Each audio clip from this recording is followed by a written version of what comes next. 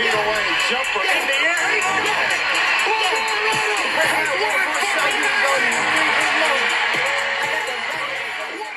Hello and welcome to episode 40 of the Rhody Rumble podcast. My name is Adam Bernstein. Today we're joined by Patrick Four McGlynn.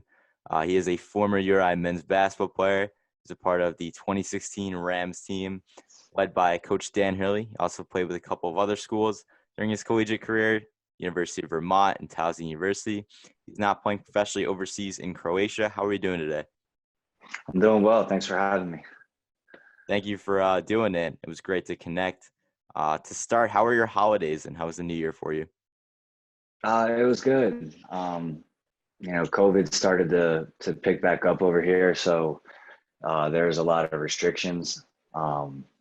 So we didn't really get to do a whole lot. I mean, like we can walk outside and stuff, but like restaurants and stuff are limited with capacity and stuff like that. So there's not really a whole lot to do. Yeah, I was actually going to ask about COVID. How has that impacted, you as an individual and also your career? What have you taken away from all of this? This year, it's not so bad. I was in Slovenia when the year started, and then I got a buyout to come to Croatia. So both countries, for the most part, are fairly open. Like you can go to restaurants, you can walk around. The only difference is like there's a mask mandate. So, back home, if you have your vaccine, you can kind of go anywhere without the mask, or maybe the rules are changing now. I'm not sure. For basketball, the last two years, it's been difficult because there's no fans involved. So it was kind of like playing like closed scrimmages in college, like during preseason.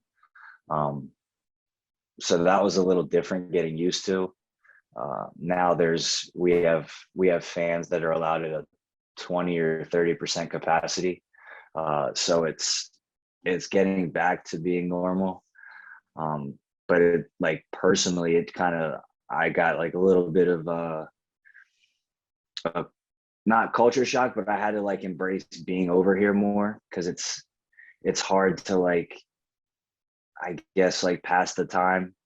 So I got into walking around and visiting different the scenes, like the tourist sites. Like I got into doing a little bit of the traveling and stuff.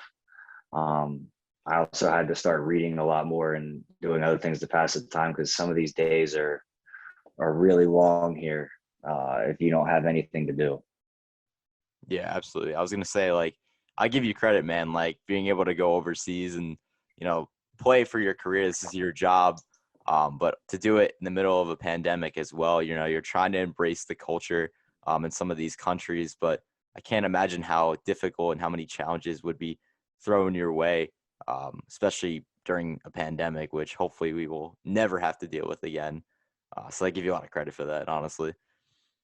Yeah, no, I appreciate it. I mean, it's definitely been challenging, but I mean, there's far worse things that I could be personally dealing with than, having to wear a mask somewhere or being stuck inside the house. It could always be worse. So yeah, I just try and enjoy the fact that I'm still, we haven't been shut down in terms of basketball. So, at least I always have that to brighten my mood.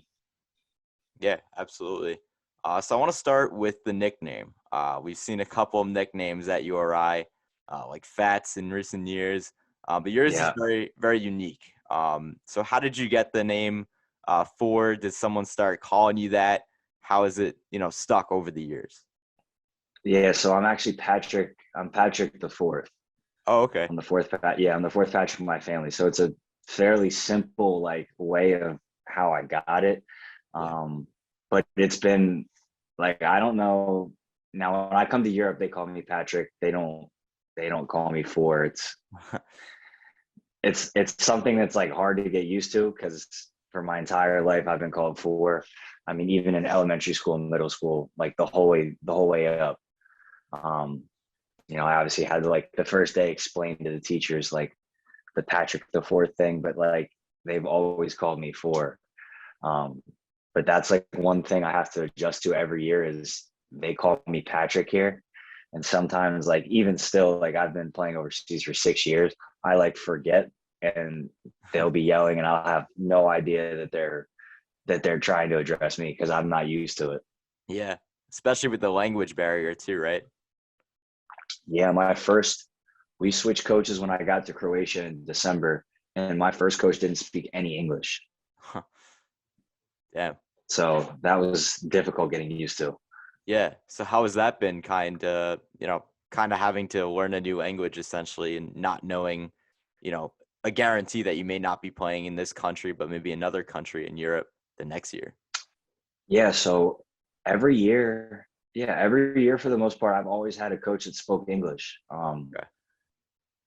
We so this year I was only here for maybe a month while this coach was here, and then we switched. But our assistant speaks English, and I also have a teammate who is Croatian, but I think he lives in Australia.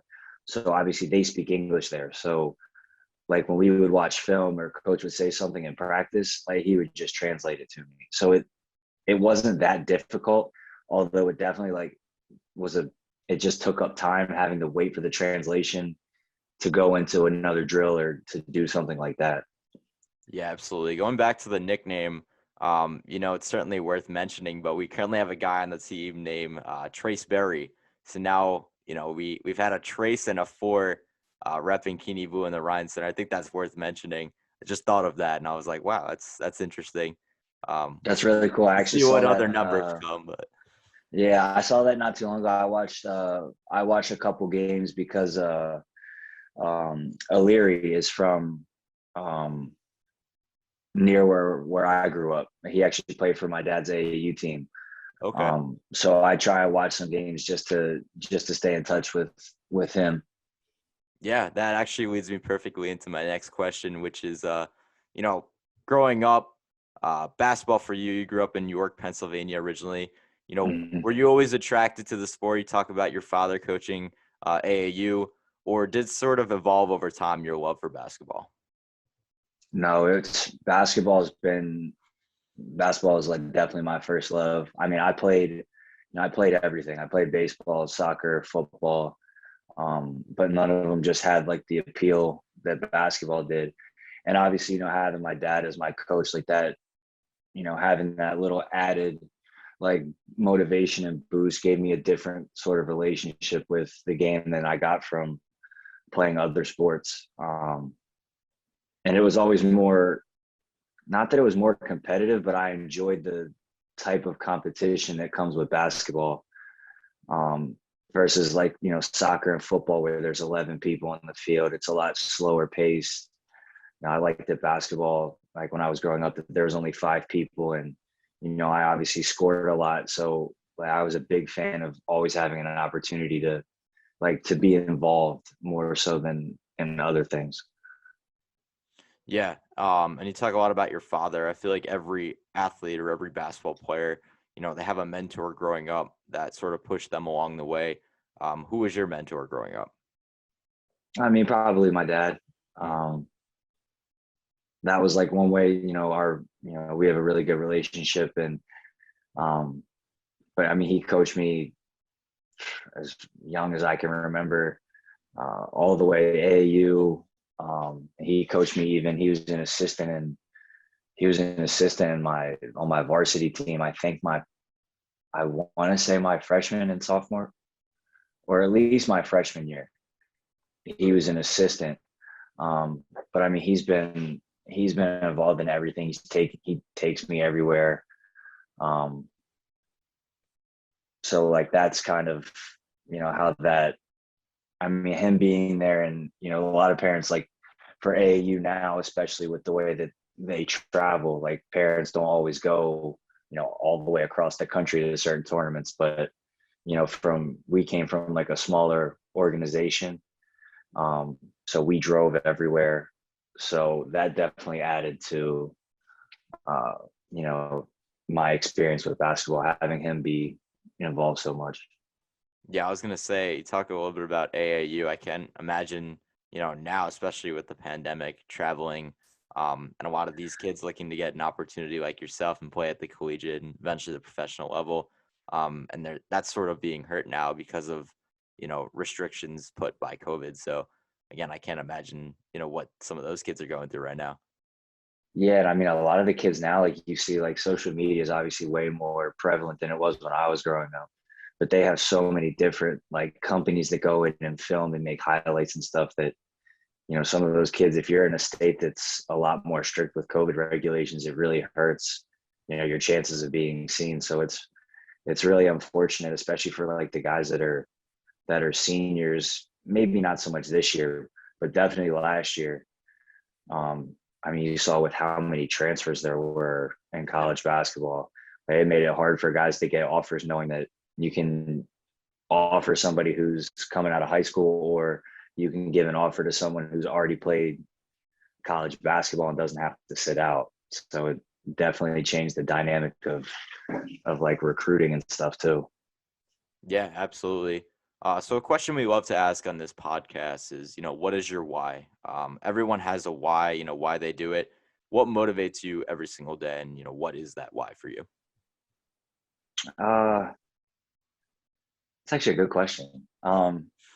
I had brain surgery when I was in the summer after 10th grade. I had like a lot of headaches and like vision issues. I was falling asleep all the time and they could never figure out what it was. Um, I actually I got injured at a Lebanon Valley basketball camp. Um, and they thought I had a concussion, but I was like repeating myself and, all that stuff. So they rushed me to the hospital and they found like a cyst that was blocking my spinal fluid. So they did an emergency surgery to pop the cyst. Um, so I felt like I got like a second chance uh, to play and be healthy, and I've never taken that for granted. It's like I've always been like able to get over injuries and stuff, and thankfully that's probably been my most severe. But that definitely made me never take the game for granted. And it's obviously taken me all over the world. So, I want to play as long as I can, just because, there's some people that don't get that opportunity. And, some people have career ending injuries that they're never the same. So I'm just grateful to be able to play still. Yeah, that's incredible. You talk about, the opportunities that were presented to you, even dealing with some of those health issues. I can certainly relate. It's actually why I stopped playing sports and now I'm covering sports and doing more of the sports media side of things. I've been diagnosed with a couple of things myself, especially in high school, type 1 diabetes, stuff like that. So, you Okay. talk about some of these things and how life is going to throw you curveballs, especially with this pandemic, which we just talked about. Right. The way you were able to sort of flip that and continue to follow your passion, that's incredible. Yeah, no, I appreciate it. So I want to get into more of your playing career, starting at the Yeah. collegiate level. You bounced around with a couple of schools. We'll start with Mhm. Vermont. So out of high school, you committed to Vermont. When it came down to committing, why Vermont? So many people ask me that because it's like it's not a school, especially from Pennsylvania, that a lot of people would think about. We were actually at like Gym Rats in Albany, New York, an AAU tournament, and we took a visit there afterwards. And I mean, it's one of the most beautiful places. I mean, to this day, I mean, I've been all over the world. It's one of the most beautiful places, Burlington, Vermont. It's on the water. I mean, there's like a downtown scene that has, like I don't even know how to describe it. It's like a road that you can't take cars on. It's like a brick road that you can just walk like all through the town. And then their basketball culture. I mean, even now that things are starting to be a little bit more normal, they sold out every game. The atmosphere was unbelievable. And they won. Like that was a big thing for me, is I wanted to go somewhere where I could play, but also win. And that kind of was the best of both worlds for that. Yeah, that's incredible. So I guess we'll just jump on. And, after one season, you entered your name into the transfer portal. You ended up committing to Towson. So Towson, it's a similar school to Rhode Island, maybe not distance-wise, but conference-wise, CAA is not too far off from the A-10. Rhode Island actually plays football in the CAA, so they do play Towson as well. It's actually a school that I considered for a while as well. So, what did you love about Towson? You played there for 2 seasons. So what did you love about that? I liked that it was close. My grandfather had gotten sick. That was part of the reason why I left. I left Vermont. I was 10 hours from home. I was home 2 days during the season for Christmas Eve and Christmas, and then I had to go back. So Towson was ideal because they were on the verge of being good. Now I know that we played them when I was at Vermont. They were 1-31. They were really bad, but they had a South Florida transfer. They had a transfer from Georgetown that was sitting out. They were building a new facility. And then, I just connected with the coaches there. Luke Murray, who was actually at Rhode Island for a little bit. And then Coach Scary, who's the head coach there now. They were just really a lot more passionate in the way that they did their recruiting, I guess, than other places. So when I got there, it was, like the gym was old, but now they have that beautiful new arena. And like the blueprint for what they expected. I mean, everything kind of happened exactly how they said. They said we were bad, but we're going to be better. And then they've won 20 games pretty much every year since then. So, I had a good 2 years there. We had a really good team my first year. We lost to William and Mary, but Delaware came out of the conference that year and played Michigan State really tough in the NCAA tournament. And the CAA is a pretty good level of basketball. They got some really good teams this year. Yeah, I'm originally from Long Island, so I grew up not too far from Hofstra. So I've seen a couple of those games. They recently scrapped their football program too, so they put a lot more money into the basketball school. And you mentioned Towson, of course, as well. Visited the campus a couple of times. I was highly considering going there, actually. My dad went to the University of Rhode Island, which is ultimately why I ended up coming here. Which, leads me into the next question is you eventually came to Kingston. It was your last year of collegiate play, 2015-16 season. What was it about Rhody that caught your eye, especially the way that Coach Hurley was running things with the program at the time? I mean, that's kind of what it was. It was the way that they did the recruiting as well. When I came, my mom came with me on my visit. They sat us down in the coach's office. They had a slideshow of kind of the same thing that Towson did, but it was a little more in depth. I mean, they were good. They were good the year. They were good that year. And obviously they were missing a little bit. And that's when EC was, before his injury, they had Jared Haas. I mean, we were going to be extremely good. And I wanted to be on an NCAA tournament team my grad, my last year. All the pieces that were there, Karan Iverson, Jarvis. I actually just played against Jarvis here in Croatia a couple weeks ago. Yeah. And it was the same thing. It was just like my commitment to Vermont. I wanted to play at a really good school, which, I mean, I just named all those people. They're all playing professionally somewhere now. Coach Hurley's obviously a great coach. He's at UConn now. And I thought, without the injuries, we for sure would have been an NCAA tournament team. And, me and Jarvis were just talking about it. We definitely could have won a couple games, had everybody stayed healthy, but I mean, it didn't work out that way. But I mean, I had a fun time. I love playing there. So I don't regret that decision at all, even though obviously the injuries and stuff didn't pan out to what the plan was. Yeah. It's funny you mentioned Kieran Iverson. I just had him on. It was my last guest that I had actually. And Yeah, I saw that. now Yep. last year, so that's pretty cool. And what was I gonna say? I was gonna say, you just missed the tournament. But the next 2 years they went on and they went off and they made the NCAA tournament. They put Rhode Island on the map. But And won you were a games. part They of won games too. against Oklahoma. Trey Young, and played well against Oregon, who had Peyton Pritchard, a couple of other really good NBA players.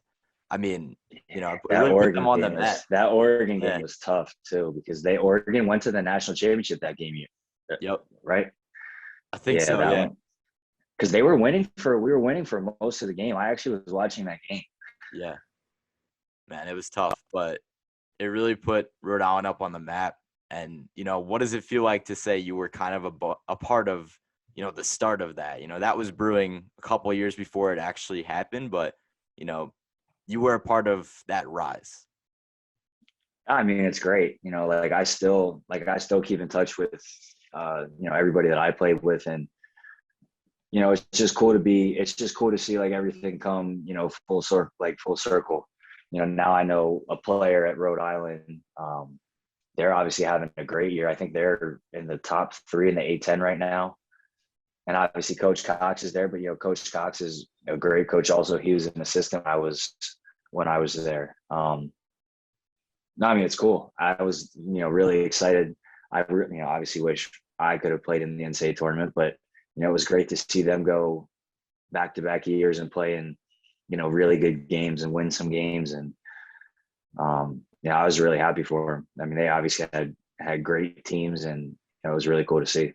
Yeah, I would say the depth on those teams, how deep the bench was. You had kind of the start of Fats Russell, Jeff Doughton coming off the bench, and then, I mean, they were so guard heavy. They had E.C. Matthews. You talked about Jarvis Garrett, Stanford Robinson as well, Jared Terrell, who was really forward guard kind of combo. I mean, they were insanely good. And that just speaks to the talent, because you just talk about guys like Jeff Doughton, who signed a couple 10 days this year, and then Fats Russell starts at Maryland now. Like they were loaded. Yeah, it's crazy to see. But if you could pinpoint one memory, you or I know it was only a year, but one memory, one story that was kind of favorite or that stands out to you, what would that be?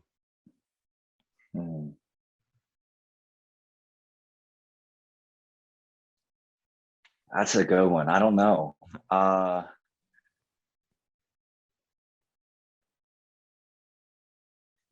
Probably, I don't know, probably beating TCU. That was we played them in the Cancun Challenge. That was actually my first time ever.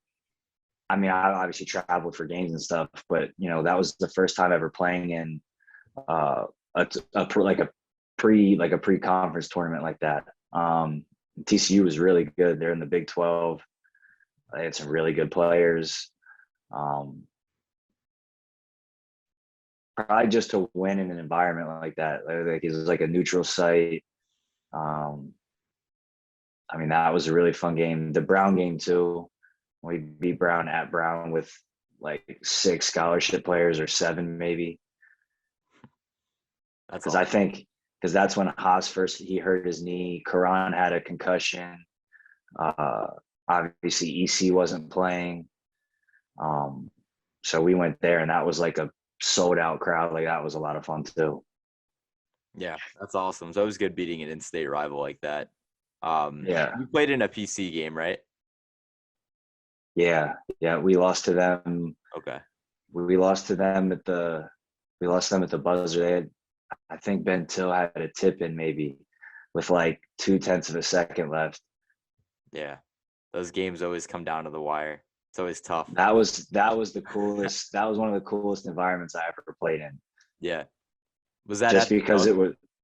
No, it was at home. It was at the Ryan Center. Okay.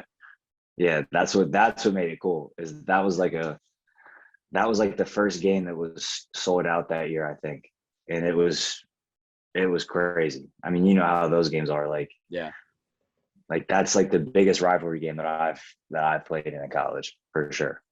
Yeah, no, I think a lot of people sleep on that rivalry. I mean, I saw it my freshman year when things were normal. We actually Mhm. beat them at home. I actually did go this year to the dunk. Unfortunately, we lost, but PC is playing great basketball right now. Um, Yeah. but that Yeah. rivalry is They're so a top fun. 25 team, right? Yep, they're actually ranked right now. I think Yeah. 21st, I believe. Okay. Yeah, no, they're playing great. A lot of respect towards Coach Cooley. You know, you hate to watch him beat Rhody, but a lot of respect to him. He's a great coach. Yeah, yeah, he's a really good coach. He actually was at Fairfield when I was in high school, and I took a visit there when he was the head coach at Fairfield. Got it. Yeah. So, Yeah. but no, I mean, they have a really good program, and obviously it's like fun to watch, the rivalry games. Yeah, absolutely. Do you want to talk a little bit about your professional career? Because you've bounced around a couple of countries, most recently in Croatia, as we talked about. You know, what has this whole experience taught you, just playing overseas as an individual, and then again in your playing career? I mean, my playing career, it's just all about adapting. Everywhere is a little different. I played in Portugal and Spain, where it's more free flowing. You score a lot of points. It's really up and down. Um, it's really athletic. There's a lot of Americans. And then I come to Slovenia, or you come to Croatia, where I play now, and it's a lot slower. It's a lot more physical. I'm the only import this year on my team in Croatia. Um, I was the only import. I was the only American in Slovenia. We had one guy that played at Binghamton, but he was only there for a couple months. So just adapting to that too. Not having, in Portugal and Spain, I had 4 or 5 Americans. So, it was more a little bit like home, where I could call somebody or I could go hang out with somebody who speaks English. And now it's kind of, I'm just, by myself. But um, I mean, the basketball is, for me, it's always like I've always adapted fairly easily, just because I can shoot, and, that kind of just carries over wherever I go. Um, Personally, just to enjoy it. I mean, like I said, I could be stuck sitting inside back home, or, I'm all the way across the world. I've seen, I went to the Taj Mahal. I've seen a bunch of different stuff. I've been to Madrid and Barcelona, and I've been to Munich in Germany. Uh, I've gone to see, like, we actually go fairly soon to the city where they film Game of Thrones here in Croatia. Wow. Yeah, so That's like I've awesome. seen I've seen a lot of cool stuff, and it's just I'm just really grateful to be able to do it, and like personally, it's just like a cool opportunity. Like a lot of people plan traveling and have to do it that way. I luckily get to do it, as a profession, and it's a lot of fun. Yeah, you talk about just doing that as part of your job, being able to travel around the world. I mean, some people don't even get to do as much as you've done in your lifetime, Right. so far, which is incredible. So that's awesome. I have a couple of rapid fire, last minute questions. I do have one more question left afterward, Okay. but I have maybe 4 or 5 rapid fire. Don't look too much into it. Just best answer you can give me. So Okay. yeah. So first question is, if you can compare your game to any pro basketball player, who would that be and why? Pro basketball player. Yeah. I don't know. I want to say Steph Curry, but that's a little unrealistic. So maybe I'll say Seth Curry. Okay. Just because he can shoot the ball, he can. I play point guard here now. Obviously I played a shooting guard in college, but can shoot it, pass it, has like he has a fairly high basketball IQ. I feel like I do as well. Um, can't shoot it nearly as well as Steph, so I can't really say that. But like every kid growing up now wants to be that. But I mean, I'm still shooting a fairly good percentage. So Yeah, for sure. He's an Atlantic 10 guy, Steph, from Davidson. yeah, Davidson. Yeah, Yeah. So there you go. And Seth he's done pretty well. He's had some success. He's played along with the Mavericks. I think now he's with the Sixers. So he's with the Sixers. He's doing really well. yeah. So I take it you're a Sixers fan. I'm not really a fan of any team. I just like watching. It's also really hard over here with the time difference. These games come on at 3, 4 in the morning, so I'm never awake to watch them, Yeah. except for on holidays. Yeah, let me rephrase that. Growing up, were you a Sixers fan? I don't even know if I was. I was kind of. I've always been like the same way. I just like watching players. I've never really liked. I've never really been like a huge advocate of one team. Yeah, I respect that. I was gonna ask, because you played with Kuron Iverson. I just asked him, if you were a Sixers fan growing up in the PA area, Philly area, if you had the chance to watch AI, and then getting to ask Kuron about that, because I had the chance to ask him about that. It's a pretty cool connection right there. Yeah, no, it is. I used to love watching Allen Iverson when I was growing up. When he used to have those battles with the Lakers, and Yeah. he was an awesome player, and it was cool to see because he's not very tall. So Yeah. it definitely gave me some hope. Yeah. While we're on PA, how far away are you from Philly? Because I actually went to sleepaway camp in that area, like outside Philly. I'm like an hour and a half. It's like straight up. It's straight up the highway. Okay. I know the area a little bit. Are you close to Bucks County at all, or were you? Bucks County. That's kind of like halfway in between me to Philly. Yeah, I used We to go like to like pass that summer on like camp the there. yeah, pass that on like the turnpike on the way into Philly. Okay. Yeah, I went to summer camp there, so I was only asking. Okay. But all right, yeah. Next rapid fire question I got for you. So your go-to pregame song. What do you got playing in your ears while you're warming up? I usually don't really listen to music before games. I usually listen to like podcasts or Oh, yeah, like I'm a little different. Like I don't need the hype up or anything for the motivation. Like especially when we didn't have any fans, like it was just like I was going to play pickup. So it didn't even seem like yeah. I was playing in real games. So I usually just listen to like 30 for 30s or stuff like I don't murder mystery podcast is like a big one that I listen to sometimes. Like just because it's a lot different now than it was in college. Like getting ready to play and you're playing in front of your friends and family. It's a lot different here. I can't imagine warming up on the court and listening to like a murder mystery podcast. Well, our warm-ups are also a lot different here. We're not on the floor nearly as long as we were in college. Oh, okay. Like we have to show up an hour and 15 minutes before the game. So we come in, get dressed, and then 15, 20 minutes you shoot around, but then the rest of the time is structured around like what the teams want to do. Like we have a strength and conditioning coach that does like stretching and all that other stuff. So, I can't really have my headphones in, once I really leave the locker room. So it's a little bit different. Got you. All right, a couple more questions. Your toughest player to guard, who's someone you've shared the court with and he's the toughest to guard. He'd always beat you. Toughest to guard. Like throughout your career, whether that's at the collegiate level, professional level, who's been the toughest?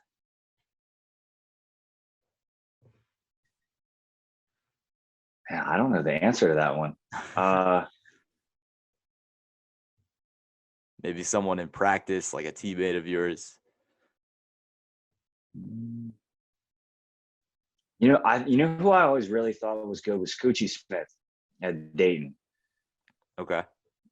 When we played them and they were, I don't know if they had lost the game when they came to the Ryan Center.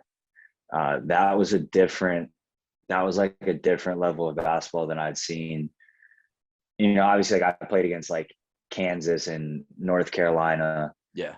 But that was like a little bit different. I mean, like, Kendall Marshall is one of the best players I've seen in person, but though you only play those guys once, and that's like a game that was the NCAA tournament game that we played in and we lost by 20 or 25. Like, so it was a little bit different. Like we played Dayton twice and, had some really good games. So I think it's Coochie Smith probably. Yeah, it's a good answer. I didn't really watch some of the other teams at that time, but I do know a lot about Dayton. Obviously, an A10 rival. My freshman year, I got to see Obi Toppin come to the Ryan Center. And I'm a Knicks fan too because I grew up in New York. So I Okay. used to root against them, and now I root for them. But it's kind of cool. Dayton always has a really good team, a really good program. They're a little bit Yeah. younger right now. They have a lot of freshmen right now, but 3-4 years from now, they're going to be great again. So. And their arena is really cool to play in. They have a great atmosphere there too. I've heard that. Yeah, that's awesome. Two more rapid fire questions. Your favorite off the court memory at URI. So you talked a little bit about some memories, some stories on the court. Your favorite off the court memory, whether that was like a road trip or just hitting up Gansett Beach, anything like that. Favorite off the court memory. My favorite off the court memory. I don't know if it's a good memory or not, but it's definitely one that I've told a bunch of times since I left. Was we played. We were on a road trip. We played George Washington, and I'll never forget this. My dad, because DC is not very far from where I live. It's like an hour and a half, and it started to snow. So my dad actually had to turn around. He went home. We played the game, and then instead of we flew everywhere. So instead of flying home, we took a train from. I was gonna say, sorry to cut you off. Kuran told me this story. Yeah, or a similar story. He was up in the. He was like up in like the luggage thing or whatever. Yeah, because we took a train all the way from DC to Kingston because of the snow because we couldn't get home. That's awesome. Like it was like, it's not a good memory, but it's definitely one I've told more than one time because like that's just like stuff like that doesn't like hadn't happened. Yeah. Especially, we traveled and, we took like the charter flights everywhere and right. We always traveled really well. And then we have to go from that to taking a train because of a blizzard. Like it was definitely an experience I'll never forget. That's awesome. That's funny. Yeah. That's funny that he said told the exact same story. Yeah. Literally the last episode, he told the exact same story because he was like, I was next to these big guys. There would be like a 6'5" guy, 6'3" guy, and it's so uncomfortable. Yeah, the seats on the Amtrak are like, I mean, for a regular sized person, it's fine, but we had like 6'8", 6'9" guys trying to sit, next to each other in these little seats. Like it. I mean, for me, it was okay. I didn't have that issue, but they definitely did. That's awesome. That's so funny. You never hear of those kinds of stories. That's why I love like asking that question because you never hear these kinds of stories from anyone. But it's cool now to like think about it and reflect on it like a couple of years later and be like, that's awesome. No, definitely. Yeah. And the last rapid fire question I have for you, I actually asked the last two guests I had. So Kuran Iverson, and then I'm going to post this one soon, but Will Leviton, who played a little bit. I'm not sure. Okay, yeah, I know Will. Played a little bit after. Yeah, Will was a walk-on when I was there. Yep. Oh, okay. So Yep. he was. Yeah. Was he? I know he talked about being the team manager his freshman year. Was he the manager while you were there, or was he a walk-on his? So it must have been his sophomore year.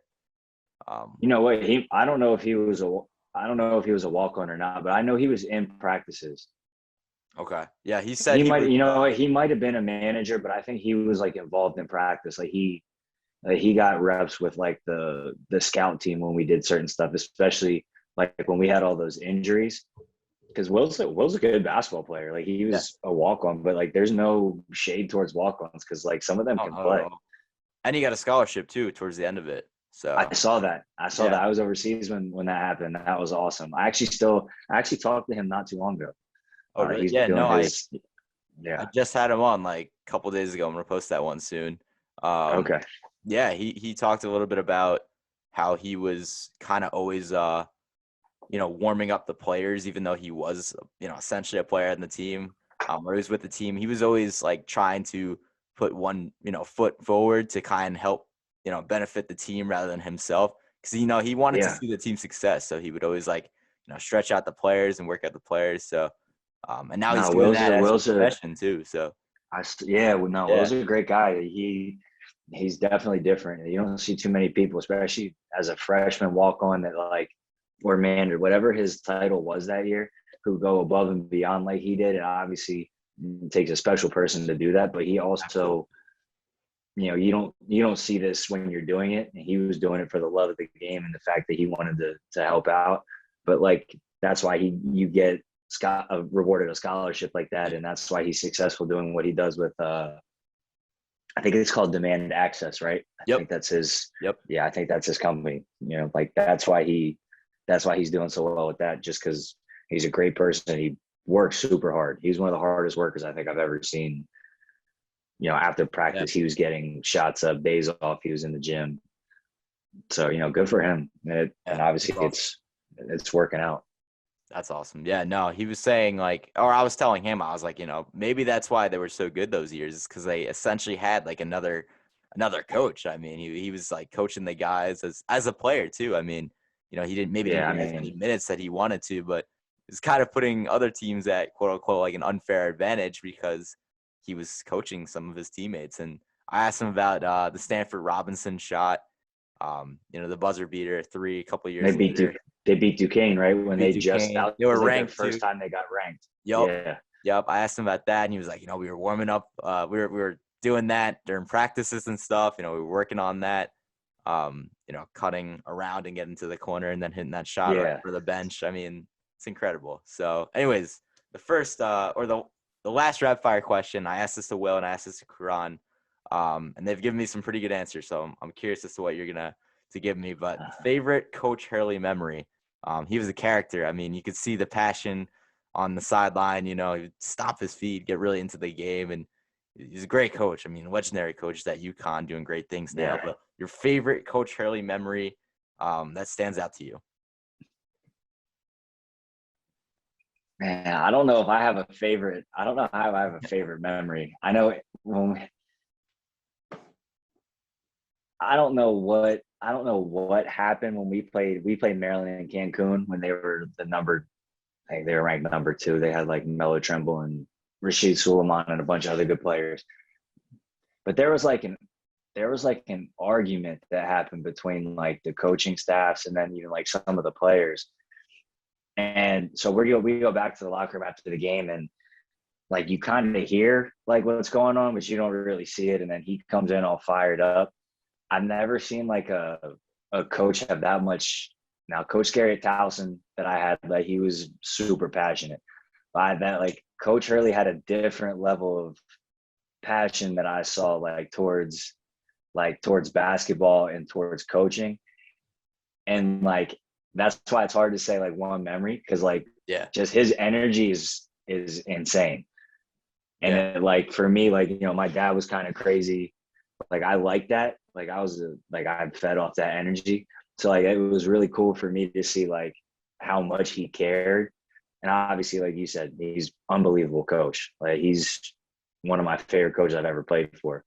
But like he definitely got the best out of everyone, one through whoever, assistants, players, managers, whatever it was. Like his intensity is like something that you don't see from a lot of coaches. Absolutely. It was funny because Will was talking about a story. I don't know if you were there at the time, but I guess the team was turning over the ball too much in practice as well. They were turning over the ball. And he took there was the rack of basketballs. And I mean, this is probably when Will said this, I was dying laughing on the podcast. But, he would take the basketballs and he got so frustrated that they were, turning over the ball and making these errors. And he just started punting them like football. Punting them into the stands. Yeah. Yep. Were you there for that? Or? Yep. I was there for that. That's crazy. Yep. Like, what do you remember from that? Honestly, like Coach Hurley was a point guard, so I kind of understood it. Yeah. But he got some pretty good distance on some of the punts. That's awesome. And it was just kind of crazy because, I mean, we had like you said, even when I was there, we had a lot of really good guards. Yeah. We just had I don't know if it was we had a bad streak of turnovers, but when he started kicking the basketballs, everyone was like kind of looking around like, okay, do we just not play as hard on defense because like we don't want to run, or what are we supposed to do here? Yeah. That's so. That was definitely, I forgot about that. That was a good one. But I feel like that happens a lot of places though. Really? Like coaches get mad and do stuff like that. That's not like that's why I didn't think of that. Like, yeah. No, I've never heard of anything like that, but that's awesome. What was Karan's story? That's the one I want to know. Karan talked about, I think everyone was like talking about how they want to, they were trying to the way he worded it. They were trying to like move on and be like, you know, I'm gonna play in the NBA. I'm gonna, you know, get to the next level. And Coach Hurley was trying to emphasize like, you know, live in the moment. Like, you know, this is the Army. He kept like referring to like, this is the Army. Like, don't worry about the NBA. This is boot camp, or he said something like that. Like relating like URI basketball to the Army, and everyone was just like dying laughing or something. I don't know if you remember that one or if you were there for that one either. I don't know if I was there for that. I had to ask about the punting because that one like that caught me off guard when I asked that question to Will. No, that was a good one. That's awesome. Yeah, no, I mean, hopefully I can get him or Coach Cox on the pod soon. Oh yeah, no, that'd be great having them. If you know anyone too, if you know any of the guys that would be interested, I've had a couple of guys on. I've had Stanford Robinson on. I've had Andre Berry on. Obviously, Will. Obviously, Kuran. So if you know anyone, EC would be a good one. EC would be a good one to have on because he was part of that. He was like part of that group that really started turning like the culture of like Rhode Island basketball around. You know, with his freshman year with TJ Buchanan and all them when they were really good. Yeah. And then obviously going to the NCAA tournament. But I just played against EC. I played against EC last year actually, in Portugal. He would definitely be one because he's funny too. So like he definitely has some good stories because him and Coach Hurley had a different relationship. Like they were like father son kind of.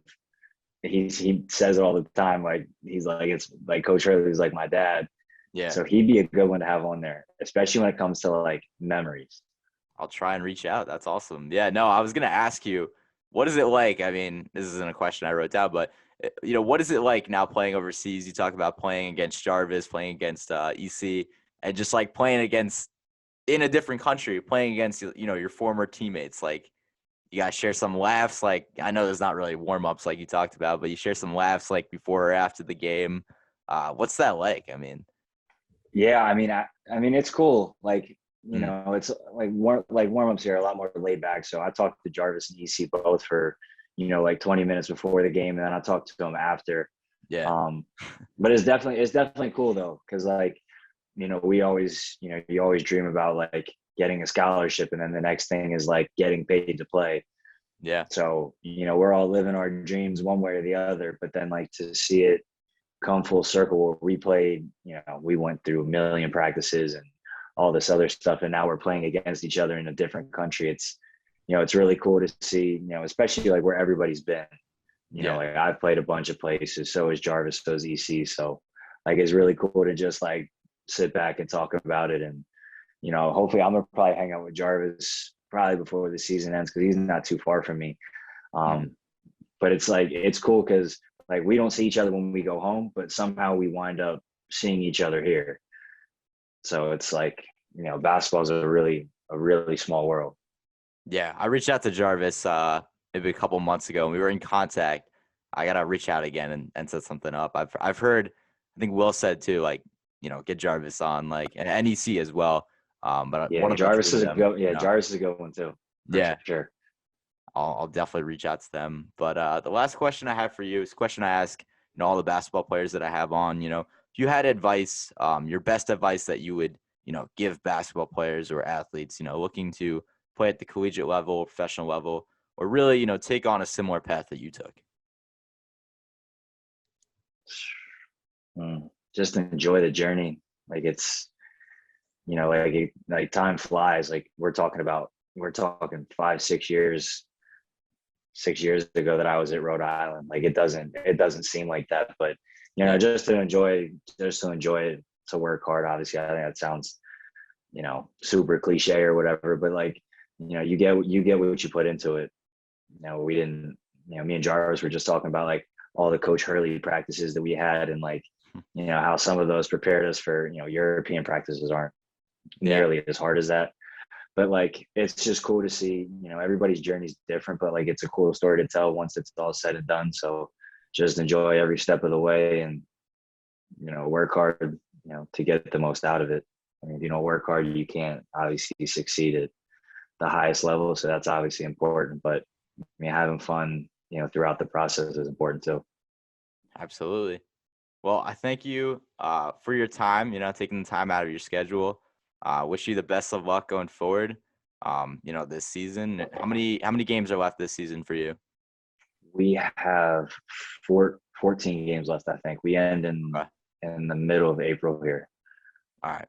Well, best of luck. I'll try. I don't really know how I can watch any of the games or I want to try and watch more games in Europe. I don't know necessarily what country, but a lot of the guys who go to URI end up playing, professionally in Europe or overseas. Mm-hmm. So I want to be able to watch them play, and play overseas and stuff. So I got to find a great way to watch that. I don't necessarily know. Obviously, yeah, I can send you. Our games are free, so I can send you the website that we have. It's fairly easy to navigate, actually. So okay, now you just click one link, and then it looks almost like a YouTube setup. I think most countries are fairly similar with that.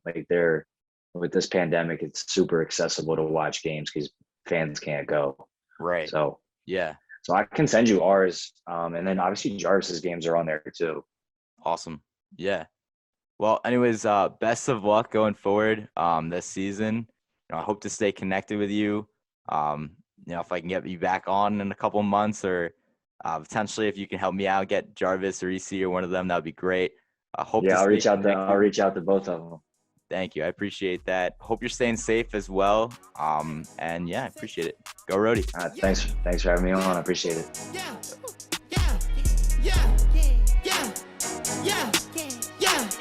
Price I want for sure, you gon' need 3 promoters.